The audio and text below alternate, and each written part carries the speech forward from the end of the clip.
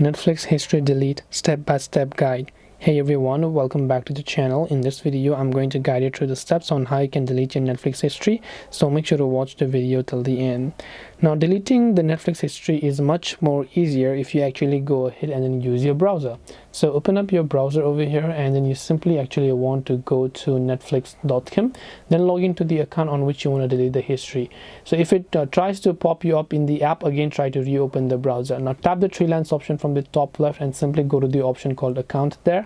Then once you go to the option called account, over here you will see this interface where what you have to do is here just select a profile that you want to delete the history of, then tap on the viewing history or the viewing activity here, then tap on view. So under viewing activity, when you tap on view, you'll find a list of profiles that you viewed, which you'll now be able to go ahead and then tap the hide all option if you find those, right? So you can just go ahead and tap on it, tap on the view option, then from there you can just tap on the hide all option to be able to delete all those watch history on Netflix.